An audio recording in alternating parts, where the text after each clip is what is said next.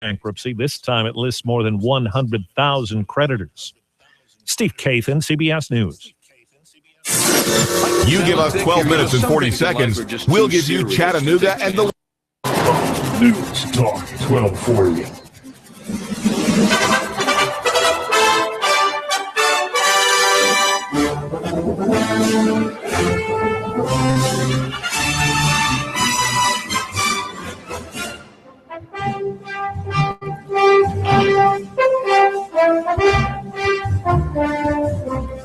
They have been around since the 1700s, protecting our constitutional republic.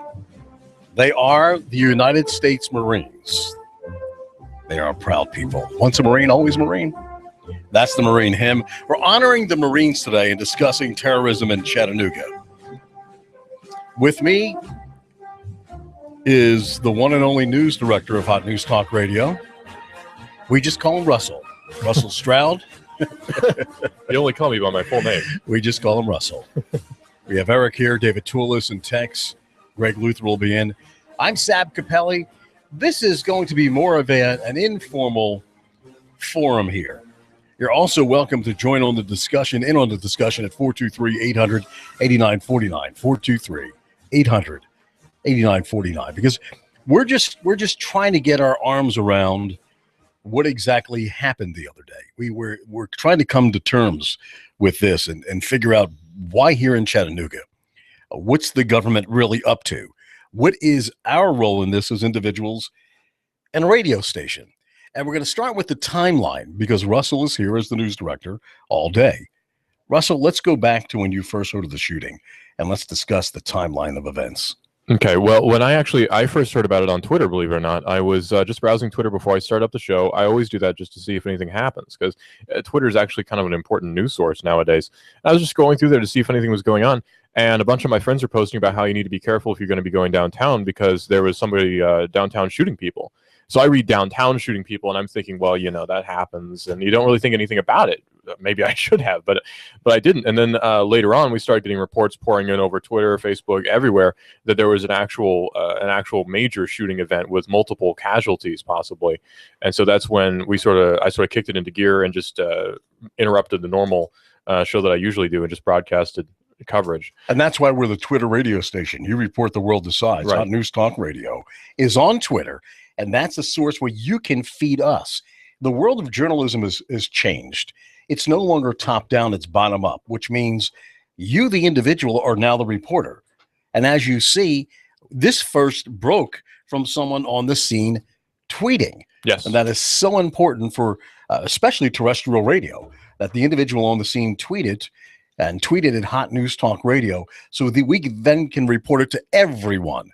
And I believe we were the only radio station covering the entire event here in the market. At least at the time, yeah. Twitter's sort of a two-way street because we give people reports and they give us reports. So it's sort of a relationship between the listener and us where we're giving them stuff and they're giving us stuff and we can get it out to everybody. So it really is an interesting dynamic because it's never been done before in radio or on any sort of news sources. It's never been done. So the timeline of events. Started about, actually the timeline is a little bit disputed, interestingly enough, because the investigation is still ongoing. Not everything is solid. So take some of this with a tad bit of grain of salt. Most of the facts are real, but the actual time of events is a little bit off. We don't know the exact timing. But in between 10:30 and 11 a.m. is when the first shots were fired at the U.S. Naval Recruiting Center. That's the one on Lee Highway. The suspect was unknown at the time. The killer was not known anything about the killer. He then was found to have fled the scene in a silver Mustang after having injured Officer Pedigo. He was reportedly shot in the ankle. There were multiple reports about where he was injured, but the ankle is now where we've settled. He fled the scene in a rented silver Mustang after injuring Officer Pedigo. About 10 minutes later, because it's about 7 miles from Lee Highway to Amnicola Highway, that particular location, about 10 minutes later, varying with traffic, he arrived at the Naval Reserve Center on Amnicola, which is where he then rammed his vehicle through a green security gate. We also have the photos of that. And then reportedly he fired into the recruiting offices and several rounds were actually hit. So that's where all of the fatalities took place. There were two injuries. One was Officer Pedigo and another one was a Marine recruiter who was hit in the leg. So there are two fatalities, or two injuries, I should say. One injury took place on Lee Highway. That was Officer Pedigo. And everything else involving bodily harm took place on Amnicola Highway, so that needs to be kept in mind. But the entire incident from first shots fired to last took about 30 minutes. It was very short. It was so many events packed into such a short period of time, but 5 fatalities total is now the number that we have. And those fatalities all come from the Amnicola Highway location after the ramming of the car into the Green Gate. Our business reporter, Eric Judd, is here. Eric, a little background on the Islamist extremist terrorist here in Chattanooga that murdered those 5 Marines. Can we have a little background on this? I can give you a little background on him. And as I said on both Thursday and Friday, I refuse to say his name. I don't think his name should be said. And I agree. Let's just call him the murderer or the shooter. That's correct. Okay. He was born in 1990, and it's actually says he's born in Kuwait, but he was a Jordanian citizen, and Kuwait is disputing that he was born there. So that's interesting, I thought. Moved here in 96, moved to Hickson, actually attended Red Bank High School. As you've heard, he was a wrestler there. He went from there, he went to UTC. He did some MMA work and stuff. From what everyone reading and says, that he was a normal young man. He was of the Muslim faith, and he went back. He actually graduated in 2012, and then he tried to get a job at a nuclear power plant in Indiana, I believe, and they found that his background check did not pan out, and that had to do with some drug use and a failure of a drug test. So he was let go at that time. He had some run-ins with the law, as we know. In April the 20th of this year, he actually had a DUI, and that happens to be, if you partake in the marijuana, April the 20th is National Pot Day. So I don't know if he was celebrating that or not. But it seems as though he did travel to the Middle East last year. Still kind of, we know he went to Jordan, but we don't know where else. His family says that they sent him over there to get his head on straight. So that's kind of what we know about this young man. He was 24 years old. They said all of his friends, and they're saying he's happy. He was upbeat. He was engaging. His family is saying just the opposite now. They're saying he was depressed, had some issues. And so kind of that's where we're at right now, Sal. It's interesting when you hear of these mass shootings, not just these Islamic terrorists and these cells that wake up and start killing Americans, but other shooters. It's amazing when you hear the neighbors say, he was such a nice boy, yeah, and no one would have known. And well, of course, these guys aren't coming out saying, "Oh, I'm a terrorist. Right. I want to kill." Do you know? They're here to assimilate with us. Most people don't know how they're. their husband or wives really feel about politics. Well, I mean, do you know your neighbors? What would you say about your neighbor? Yeah, Man, that guy's nice guy. a nut. You He's would know out where here they stand killing politically, cats. sure. And that's an aside. This is about choices. The choice to take up a gun and kill 5 innocent Americans. It was a choice. His background, to me, as far as his mental state, is not relevant, because he had that choice not to do that. I agree. And he made the choice to do it for political purposes. There is a great divide between Christianity and Islam, radical Islam, that is. And it's interesting that he attacked the Marines, because we can go back to the 1800s when Thomas Jefferson built warships and ordered those warships to be sent to Tripoli, Libya, because the Muslims at that time, the radical Muslim extremists that time, were demanding a tithing from each ship to the tune of $25,000 per year per ship, and they would attack them anyway.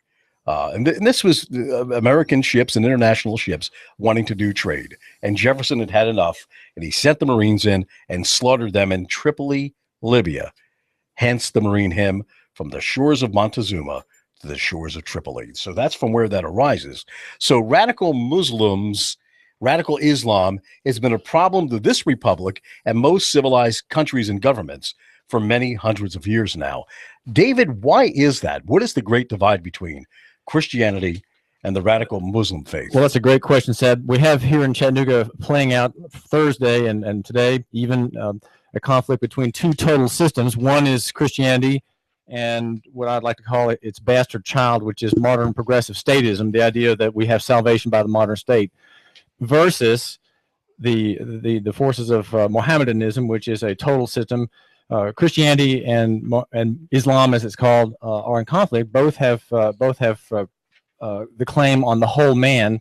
The Mohammedan faith works on the outside of man. It does not concern itself with the heart, and is a kind of a top-down, hierarchical, ideological, political system. It's top-down. Christianity is just the opposite. It has a personal savior. It has a Trinitarian God, meaning a God with more than one person. It is a system which favors the marketplace. It favors liberty. It favors decentralized political order versus pyramidical, vertical political order, which is what Mohammedanism always brings. Mohammedan thinking always brings a totalitarian top-down system, which is not profitable. And in the end, Muslim empires, the caliphates, do not last. They collapse. They cannot sustain themselves. They are highly centralized, inefficient, non-prosperous states and empires. And Christianity, of course, has had a great influence in this country. And though it has lost much influence, and there are weaknesses within Christianity, as evidenced by the worship service at Olivet Baptist Church on Saturday, an interfaith service where guess who makes a big compromise? Christianity does, because you have Muslims praying and Christians are there bowing their heads. That's a compromise. That's called syncretism, uniting different religions that are ultimately in conflict and cannot arrange themselves peaceably. They're at war. It's important for our listener to understand that Christianity is at war with Islam and vice versa. Though the means within Christianity are peaceable, those in Islam are hostile and belligerent. The left that hates this country, we need to educate them on the idea that this is a Judeo-Christian nation. This is not a Muslim nation. This is not a Buddhist nation, even though they are tolerated. This nation was founded on Judeo-Christian principles and the common law. The other religions are tolerated. And I don't know that the left doesn't understand that. They don't want to understand that, or they just want to totally destroy the Christian principles of this nation to impose their Muslim will upon us, using the excuse that American troops are all over the world. That before American troops were all over the world, this still was an issue. This isn't anything new. However, what has become an issue is the idea that we are buying oil to fund their jihad. And that's why it's become relevant today, not only to be self-sufficient as a country, but to understand the more we fund them, the more they have the ability to bring their jihad to these shores. Why didn't we hear about this in the 70s? Why just starting in the 80s and the 90s and the 2000s? Because they have the money and we no longer have the political will to fight them. We want to appease them like we attempted to appease Nazi Germany. What is your take on that? Greg Luther, this is Greg, who's on Cowboy with Tex, 6 o'clock at Hot News Talk Radio. Well, one of the things that you're seeing currently is that the liberal media is starting to try to advance a scenario where it's not because he was Muslim, but because he was an Americanized gun nut. That even CNN had one of their reporters really digging at one of the local people here that knew him. Well, didn't he shoot guns? Didn't he go hunting? Didn't he do things like this? You know, they're trying to do everything they can to advance this thing that, well, it's because he became Americanized and had access to guns that this all happened. So there again, you know, they're trying to say that it wasn't his religion that was the motivation. But yet at the same time, when you've got people like Dylan Roof, who just did the massacre down in South Carolina, everything was his motivation. Motivation was the only thing that mattered with Dylan Roof. But yet they're doing everything they can to try to destroy. And hence, let's remove the Confederate flag. Right. And at the same time, one thing that you have to keep in mind about the Muslims is this.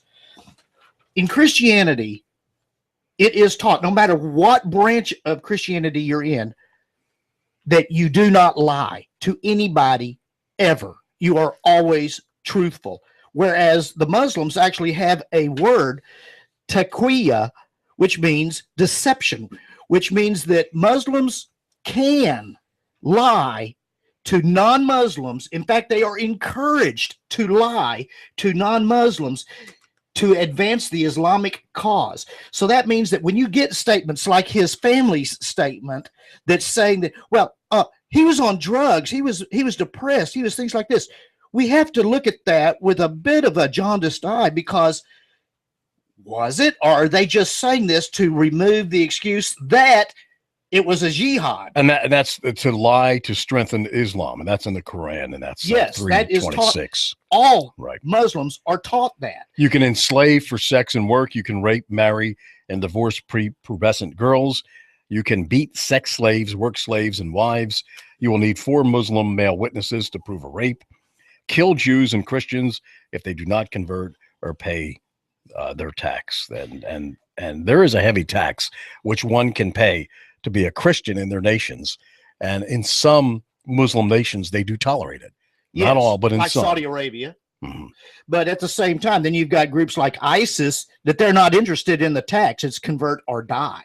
And that's another fundamental difference between Christianity and Islam, is that although there have been some Christians who did kill other people, they were never explicitly told in the Bible to do so.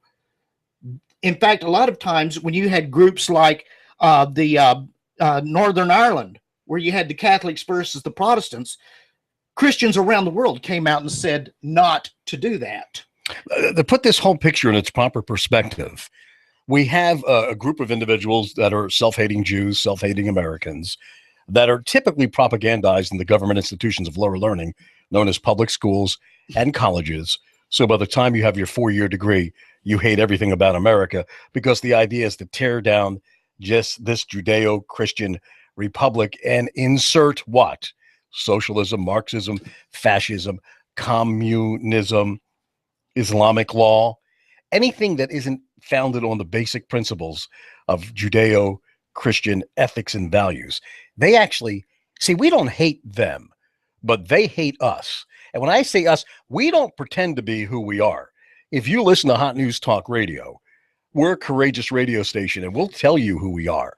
We don't pull any punches, and we're not here to coddle anyone. As a matter of fact, we're about to take the gloves off here on Hot News Talk Radio at hotnewstalkradio.com. On Twitter, search Hot News Talk Radio. We are live on YouTube worldwide.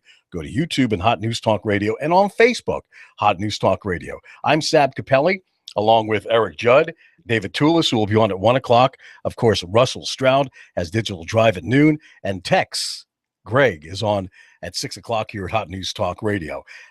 The failings of the NSA, the failings of the CIA, the failings of the FBI, I want everyone's take on this. Russell's expertise is in digital electronics, digital surveillance. Hence, his show is Digital Drive. He investigated this for many, many, many, many years.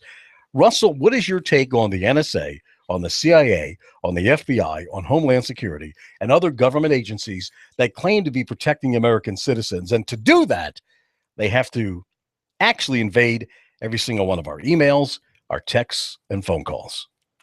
In a word, failure. That would be the best way to describe these different programs. It doesn't work. It simply can't, because there are too many legal processes in the way that there are too many constitutional boundaries that are in the way. Of course, they don't particularly care about that.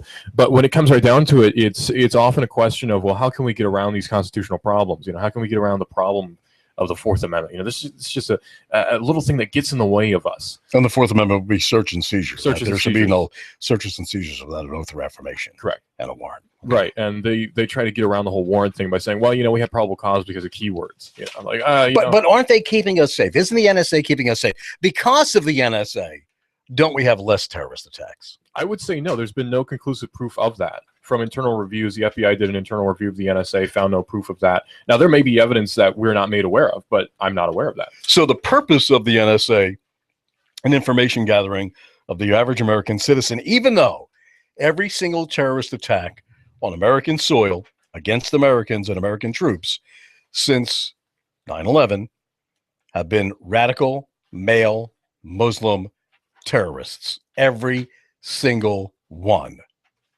Right, and it seems like it's too broad of a net, perhaps, that they're casting. It's too wide of a net that they're casting out there, saying, well, everyone's potentially a terrorist, and that may be the problem. Is that we have this mindset that anyone could be a terrorist because we don't particularly want to. Well, are they saying that because they really believe it, or because they want to impose the police state upon Americans? Well, I'm pretty biased, scared. so. I mean, I'm picturing, so believe it or not, I'm picturing some of them back in Washington going, wow, this is now even more of an excuse to take away more individual rights. Wow, they killed 5 Marines now, or 4 Marines.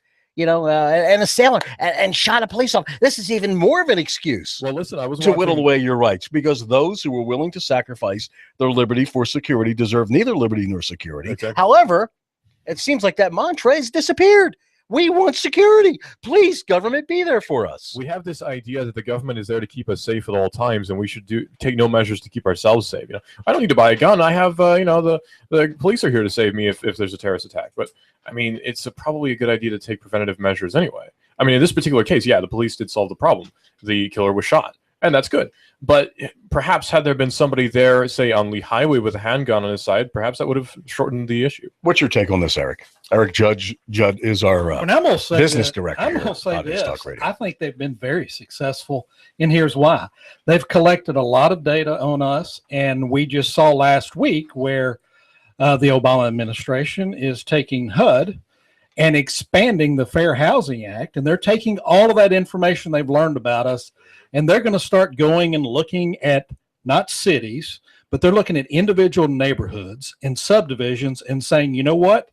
Your racial makeup's wrong. You need to have more Hispanics. You need to have more African Americans. You need to have more Asians in your subdivision. You need to have more rentals. You need to have more affordable housing. This is coming down. The Washington Post actually has a great article on it today. And that's what they're doing with the data. The heck with these, looking for terrorists. I mean, if they happen to fall over one, I think they'll let us know. But I think they're using our data on us. That way they can stay in power, one thing, because they're going to be able to redo all the political lines. And they are the individuals elected and are hired to oversee and perpetuate the growth of the fascist, Marxist, socialist, communist welfare state. There you go. Okay. That's a nice way of putting that. I appreciate it. The day will come when, if you have a 5-bedroom house and you're only using 2, that the government will demand that you lease and or give those other rooms to either illegals that are coming from this country, from other countries, without proper authorization, breaking American laws, or some others. Putting pressure on the mortgage companies too, where redlining was outlawed.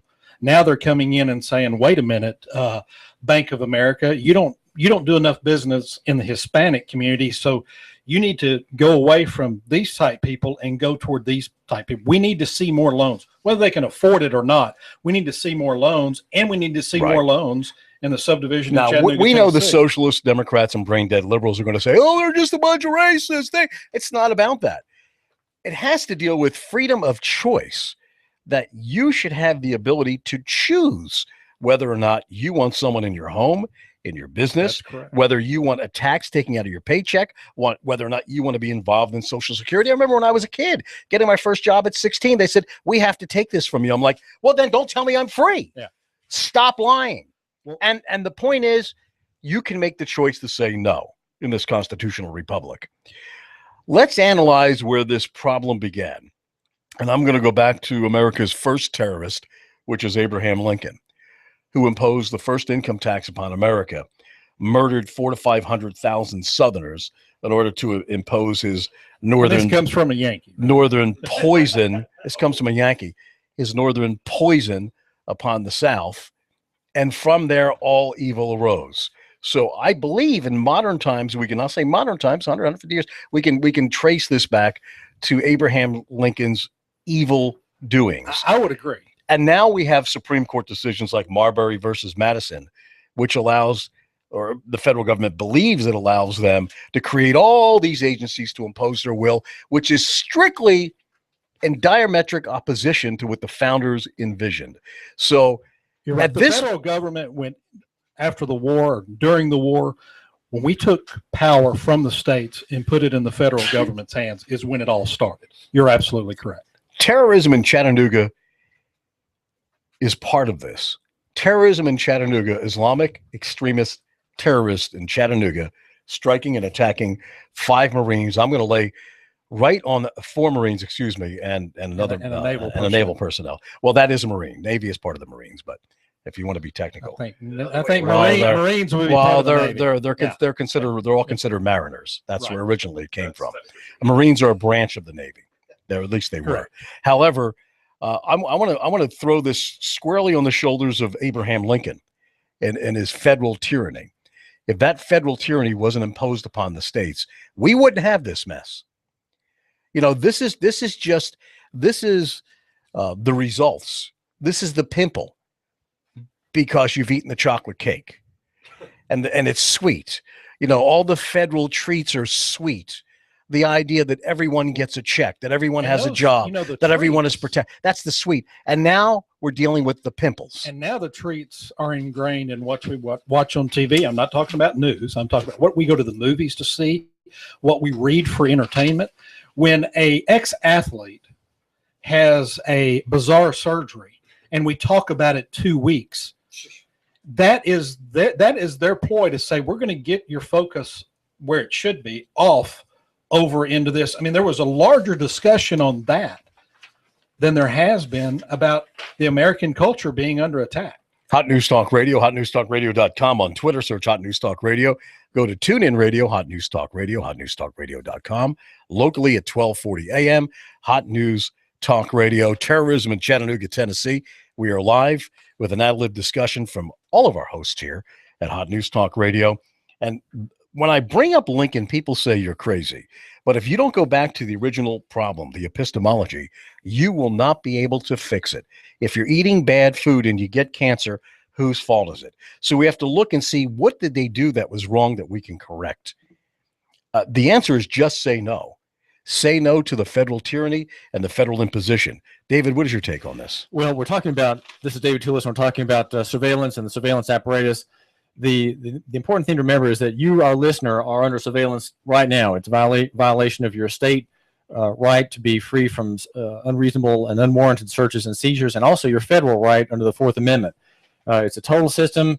A dissenter from the NSA system and one created by others and assisted by other divisions of the federal power is Bill Binney. He worked for 30 years at the NSA, and he says it's a system that does not work. It has too much data. The staff are swamped. There's no way that analysts can sift out who the real potential malefactors are, because they're looking ahead.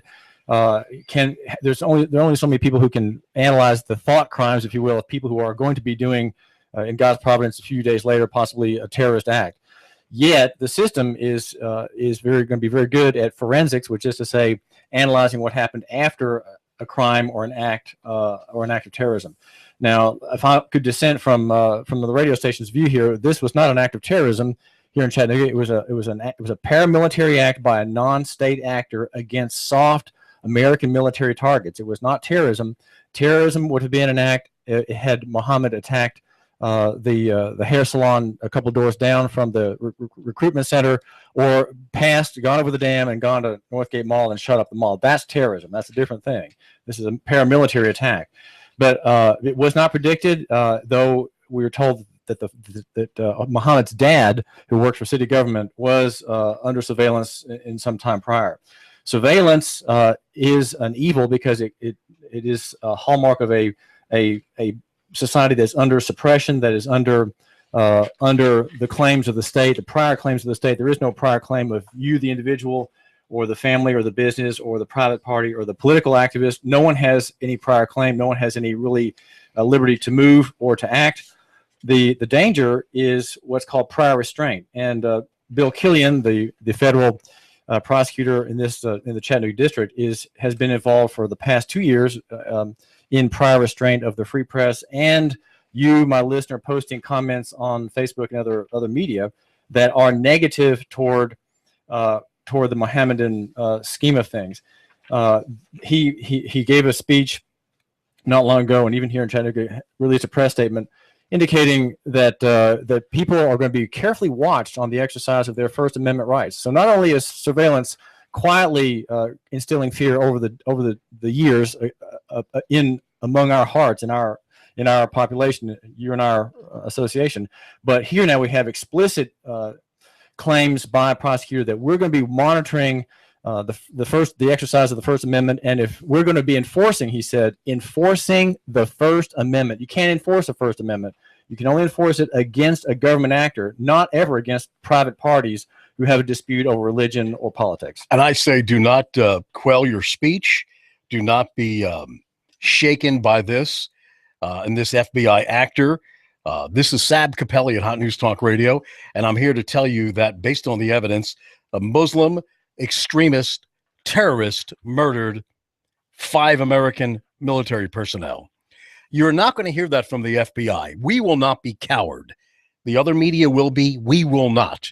We will stand up to the FBI, the NSA, the CIA, and any and every government agency, including the President of the United States, not to disseminate the facts to the American people. This was an act of terrorism. Based on all the evidence, this individual traveled to Jordan. Based on the evidence, it was a military strike to invoke fear and terror in the hearts of the people in Chattanooga and all over the country. I believe, based on the evidence, and prosecutors love this, we can prosecute you without direct evidence, direct testimony. We can prosecute you on, I think, I believe, I feel, your motives.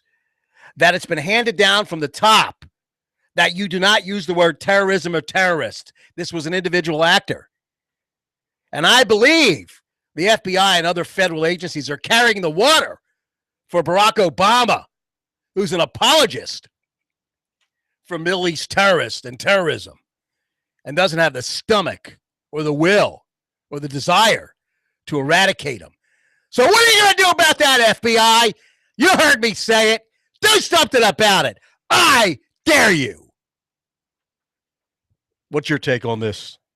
Well, Sab, I'm pulling the cotton out of my ears so I can listen again.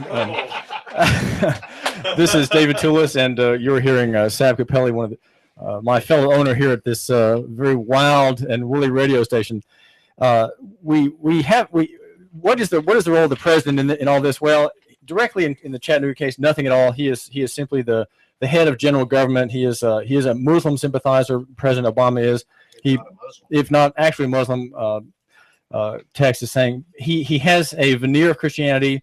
But remember, the day of this attack in the evening, there was a press release from the White House where he had very favorable and gracious comments about the end of Ramadan. And I'm sure our listener saw that, and you just asked yourself, what is happening here?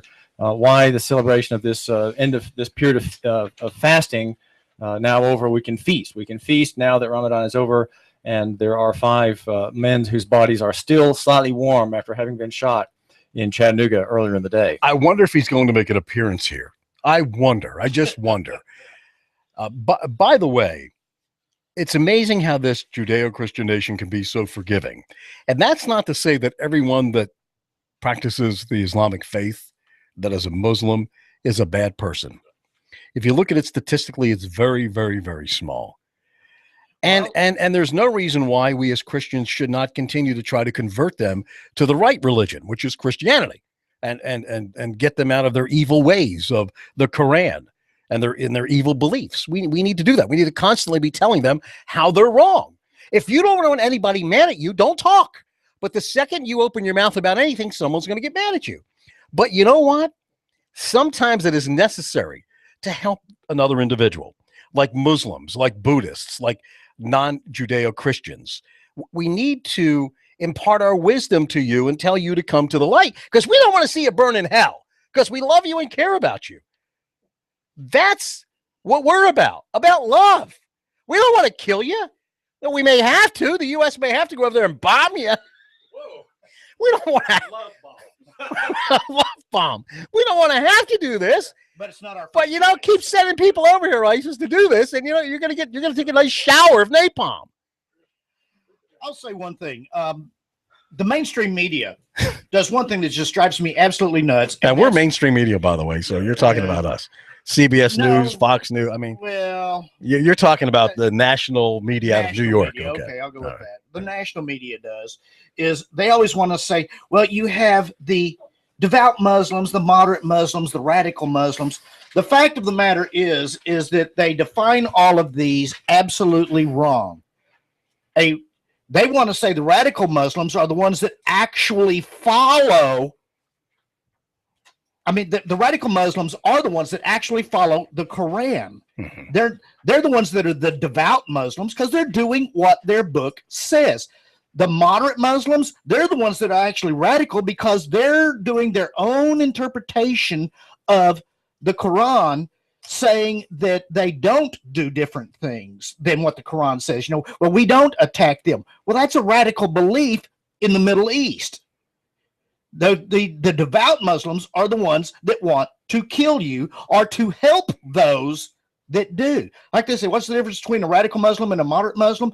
Radical Muslim wants to cut your head off. A moderate Muslim wants a radical Muslim to cut your head off. Hot News Talk Radio. I'm Sab Capelli. This is Terrorism in Chattanooga, Tennessee. 800-49-8949. I mean, Russell from Digital Drive, who's going to be on at noon. I want his take on what we've been discussing as far as the NSA is concerned, and then we're going to get your take on this too, Tex. I'm in a situation here when I'm looking back, and I hear that these guys are there to protect us. And on 9/11, once you guys agree, there were rumors that Bush brought down the Trade Center. It was an inside job, so on and so forth, which you can't prove a negative. But what we can prove is there was some sort of complicity there or complacency. That we give you $600 billion a year to protect the boundaries of the country. What the hell are you doing with the money? I can hire Guido in New York for a couple of million, and he'll knock all these guys off. Oh. So why are we spending $500 million to protect a country that you guys can't protect? Quit! Resign! The day before 9/11, Secretary of State Rumsfeld, the Secretary of Defense Rumsfeld gave a speech in which he said that the Pentagon had lost $11 trillion. It was lost and unaccounted for. As far as the NSA is concerned, let me tell you, we had an ex-CIA on here the other day. Remember, David, you had him on your show, and he wasn't talking about the CIA. However, we welcome the FBI to come on here and discuss what they're doing without revealing any national secrets, or the NSA, or any government official. You have an obligation to do that. Do you understand that? This is not about me or anybody else. You have an obligation to answer these real questions to the American people. Not these softball questions that are thrown at you by a bunch of left-wing wackos in the national media. So please, come to our studio so we can ask you these questions. You're not going to do it. That's a heck of an invitation. You're not going to do it. They're not going to do it because they can't answer them. They can't talk about their failings. Fix the system. We don't want any more dead Marines, you jackasses. Fix it. Your take on the NSA. Well... Sorry. Can I talk about Christian love right quick? Yeah, please do. No. The NSA is it's an interesting agency to say the least. No, it's been expanding itself pretty progressively over the last 20, 30 years. It's been around. That's one word you're not allowed to use on the radio station. Progressively? Progressive. I'll progressively try to stop. Go ahead. I'm kidding. I'll try to progressively move that down. Okay. No, yeah, but the NSA's been around for quite a long time. I believe the 1960s is when it was first incepted, and really we've only heard about it since maybe the late 1980s, early 1990s, when we started reading about it in Tom Clancy books. Is really when we first got word of it. I mean, that's when I first heard about it. Actually, was playing Splinter Cell on my GameCube back in the day. That's where most of us heard about these things. So it's been expanding quite rapidly just over the last decade or so, especially after 9/11. And it seems like with all that expansion, not really much has changed in terms of our safety. It seems like it's just the same old in terms of, people die and there are terrorist attacks, but we don't really feel much safer, and it doesn't seem like the NSA is contributing to that too well. Final thoughts on how to protect our homeland here in Chattanooga, Tennessee.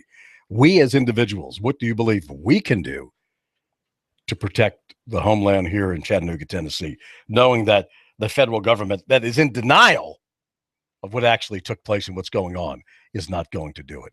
What are your thoughts on that, Eric? I think what we can do is be engaged, not get sidetracked with the other things that are going on that the liberal media wants us to. We have to be active in the community. We've got to find good candidates to run, and we have to vote for those candidates. We've got to demand change. Look, our culture is under attack. I'm proud to be an American, and our American culture is good. The values that we have are very good, and we sit around and let them be attacked. And that's why these people can do what they did last Thursday. That's why they can attack Chattanooga, Tennessee, because we may go to church, we may sit in the pews, we may all smile and nod our heads, but then what do we do on Monday morning? Do we go back into our job, put our head down? No, yeah, I kind of heard that on the news. I'm gonna watch HBO instead. No, we need to be engaged. Is there a rally? Is there a person? Can you do something? Maybe you're not a rally person. And where's the 911 hotline if you suspect a radical Muslim terrorist in your neighborhood? Where's that hotline? Well, I think you know why? They're too busy sniffing your underwear to find out if you had a drink or you have a driver's license. They're too busy at checkpoints. State police in Chattanooga and in Tennessee, who you think you can pull people over with probable cause, which you can't. Pull me over. I'd love to argue that in front of the Supreme Court. You're too busy sniffing everyone's underwear at checkpoints and not looking for radical Muslim terrorists, you creeps. And that's what you need to do. And maybe, just maybe, being involved. And I think the passion that Sabs bring is important. We need to all have that passion, and maybe not drop the love bombs, put the peace symbol on the, here, get you some peace, bam, and blow them up. So okay, what's your take on this, Tex? How do we fix this? How do we prevent it? Because we evidently we can't trust Washington. They don't even believe a problem exists. This guy, I think, is still golfing. Or maybe he's going to a play in New York. Who goes to plays in New York? The men do that? Who actually go take their wife to a play in New York? Real men are out there shooting guns, not going to plays in New York. Well, it's not only the government that we need to hold accountable for some of these things. On my show, I frequently tell people to call some of the radio stations, TV stations, businesses that are doing things that are patently un-American and complain. Yeah. Call the liberal radio, our competitor, the liberal radio station, that nut job from New York. Their advertisers and hit them. Call our advertisers. Stop listening to them. Why are you listening to any other radio station? It doesn't make any sense. Especially that big fat loser at noon, that Rush Limbaugh, Republican rhino apologist. Well, okay. Well, he's going to talk about the terrorists here and there, but when it comes down to it, he's going to support any Republican there. You need to listen to Russell and David Toulis. Okay, here's a good example of something that happened not 24 hours after the attack here in Chattanooga. One of the #1 symbols of American capitalism, the Empire State Building, was in green. Was lit up in green to celebrate Eid al-Fitr, or however you say it, the end of Ramadan. That's why we're in Chattanooga. That's why we're here, not New York. Let's go to the phones. Hi, you're on the air. Hey, I just want to commend you guys. Thank you very much for the show. You're doing a great job. Couple things. I went out to the memorial, and it's just amazing to see everybody come forward at this time. America needs to stand together. We need to fight for freedom, and we need to put the guns back in all of our military sites. Amen. Now, how do you feel as far as terrorism is concerned? Are you concerned did this attack strike fear in you? Do you live near where the attack occurred? It really scared me because I live 4 minutes exactly from the Anatola site. And when I heard about this, it's taken a big toll on me because now I'm scared, and we need to realize that this is happening all over the world. And even in our hometown, a small city like Chattanooga, Tennessee, this has happened to us. So now we all need to, stand together and realize we have an issue, Great. All right. Thank you for your call. There you go. Someone in Chattanooga who is experiencing fear. They're experiencing fear. And that's what terrorists do. They want to invoke terror. And I say, don't capitulate, don't back down. And if you don't have a gun, please do buy a gun. Learn how to use it. Protect yourself and your family and your republic. And that's one of the things to keep in mind is that we have the #1 person that can protect you is you. Like they say, the only answer to a madman with a gun is a good man with a gun. Because let's look at some facts and figures. This year for Ramadan, the Islam's main #1 holiday, the religion of peace, when they're supposed to get back in touch with Islam and its basics, There were 314 terror attacks worldwide, 63 different suicide bombings. Almost 3,000 people died and almost 4,000 people were wounded. This is by the so-called religion of peace. Every time you hear these Muslims, all of them, even Muhammad's sister here in Chattanooga was talking, oh, they don't understand Islam. It's a religion of peace. That's exactly what she said. But there again, remember, their own religion tells them to lie to us. I have a great idea. Let's do what the Israelis do. If anyone within the Arab nations kills an Israeli, they not only kill them, but they bulldoze the family's home down. And that's what we need to do in this country. That if you're an American citizen and you create an act of terrorism, you die in the electric chair, and we bulldoze your family's house down. That's exactly what they should do in this republic. David, what is your final analysis and take? A final point that seems a little bit off the rush of waters here, and it's on the doctrine of prior restraint. We were talking about Bill Binney, the NSA, and the suffocating effect that total surveillance has on the public heart, the public mind, the openness of discourse, the arguments, the dissent. These are all things that are being muffled now, and not by outward force, but by inner fear. And it's called the doctrine of prior restraint. And Bill Killian, the U.S. attorney, has been a practitioner of this. But now, though, of course, he's part of the investigation to find out who inside of this, Mr. Mohammed, to cover it up. Well, okay. Here's what prior restraint is. Certainly, it is one of the most efficient means of suppressing free speech, since one censor working in the watershed can create a drought of information and ideas long before they reach the fertile plain of people's minds. And so the temptation in fighting this, what we have to do is live zestfully on and show no signs of the prior restraint is living zestfully on and is showing no signs of the infirmities of age. It's an old technique, and we are fearing that, and fear for Bill Killian, who is trying to restrain speech, but also defending the Muslim theory, as I think he's doing now. And Russell, your final thoughts. My final thoughts are this, I suppose, is we have freedom here, and we should be able to exercise that, and we do exercise that without and despite the federal government. And that's my final point, is that we can be free despite the federal government, not because of it. Be vigilant. Terrorism in Chattanooga, Tennessee. Hot News Talk Radio at hotnewstalkradio.com. On Twitter, Hot News Talk Radio.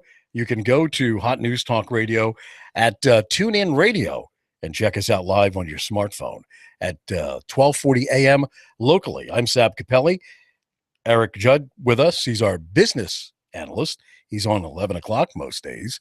We have David Toulis with Nuganomics.com, 1 to 3. Also, can't forget Tex. You're going to love him tonight at 6. And our digital drive guy and news director, Russell, News the One, who also does Hot News at 5 live here at Hot News Talk Radio. Little tribute to the fine men, the fantastic men that defend our constitutional republic.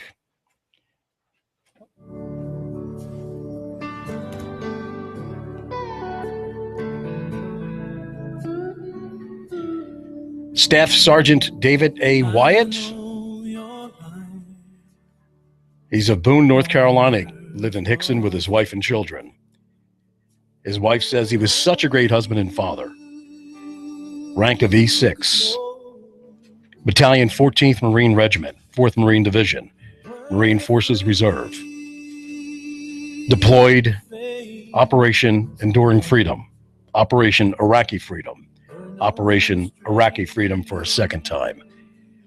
His awards are the Navy Marine Corps Achievement Medal, Good Conduct Medal, Sea Service Deployment Ribbon, Afghanistan Campaign Medal, Iraq Campaign Medal, Korean Defense Service Medal, Humanitarian Service Medal, Global War on Terrorism Service Medal, National Service Medal, Navy Unit Commendation, Navy Meritus Unit Commendation, Letter of Appreciation, NATO ISAF Service Medal. Sergeant Carlson A. Holmquist, from Grantsburg, Wisconsin, lived in Jacksonville, North Carolina. The kid said, "Daddy, we waited 244 days for this moment." It was a sign held by his wife as he returned from the war. His background now is U.S. Marine Corps. Deployment, Operation Enduring Freedom, and a second Operation Enduring Freedom. His awards are Navy Marine Corps Achievement Medal, Good Conduct Medal, Sea Service Deployment, National Defense Medal, Letter of Appreciation, and a Certificate of Commendation. Gunnery Sergeant Thomas J. Sullivan, age 40, grew up in Springfield, Massachusetts, served 2 tours of duty and earned a Purple Heart. Battalion 14th Marine Regiment, 4th Marine Division, Marine Forces Reserve. Deployed in the Western Pacific, Operation Iraqi Freedom, and another deployment for Operation Iraqi Freedom. His awards are Good Conduct Medal, Purple Hearts, Combat Action Ribbon, Navy Marine Corps Achievement Medal, Korean Defense Service Medal, Recruiting Ribbon, Iraqi Campaign Medal, Sea Service Deployment Ribbons, Armed Forces Service Medal, Humanitarian Service Medal, Global War on Terrorism Service Medal, Global War on Terrorism Expeditionary Medal, National Defense Service Medal, and Squire K. Skip Wells, E3, from Georgia. Battalion 14th Marine Regiment, 4th Marine Division, Marine Forces Reserve. His area of expertise is a field artillery officer. Select Marine Corps Reserve, he was on active duty operational support mobilization orders. He received a National Defense Service Medal and a Certificate of Appreciation. All these Marines and servicemen are the heroes of the people of the United States of America. God bless them all.